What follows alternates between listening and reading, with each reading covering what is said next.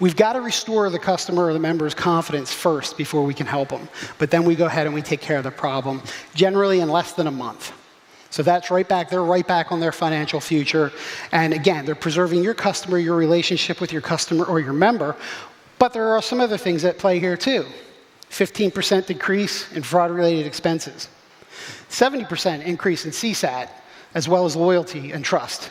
By the way, my loyalty people in the room, identity theft protection is a loyalty driver. It will make your customers and your members more loyal. Excuse me. 67% of customers will likely renew services, 20% increase in acquisition, 55% of the customers are willing to buy additional products. So now you're all going to go back to your institutions and say, hey, this really cool guy, Chris, told me about this thing. We need to adopt this. He said it would work. Well, I'd love to believe that bankers thought that way or credit union people thought that way. You might like me. You might find me amusing. But at the end of the day, I do have something that I like to share. I have a case study. If you want details on the case study, there's a QR code there that you can scan and you can get the details. But we have a partnership with a top 25 bank that generates significant revenue through a white-labeled identity theft protection service.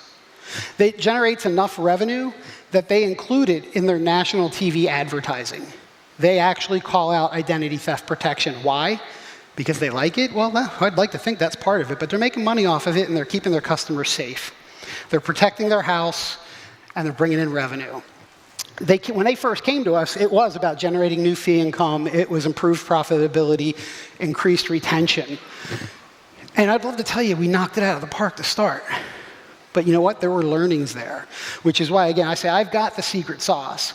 We know how to work with a financial institution to go ahead and bring these services, these products to your members or to your customers. You can bake it into a product.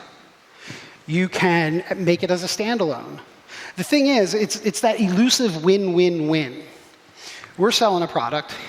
You're buying a product that's going to protect your customers and then selling it, making revenue. Your customers are getting protection from their financial institution, and additionally, they're getting it for half the price that they could get if they went out and they bought it on their own. So your customers, you're driving that loyalty through protecting them and saving money. You're generating revenue, which is helping making your financial institution stronger. And basically, like I said, it's the elusive win-win-win. I really wish Top Gun Maverick had to have 3 missile strikes, because then I could say Miracle 1, Miracle 2, Miracle 3. We don't always get what we want. Now, normally I would close with a Go Birds or maybe a joke. But this one does hit home. Again, I worry about my mom and things like that. So I'm simply going to go back to my introduction. If you remember nothing else that I said to you today, please keep this in your mind, and please remember the words that a victim of identity theft is the victim of a crime. Let's be there for them, and let's equip them with the ability to walk safely down that financial road. Thank you, everybody. I hope you have a great show.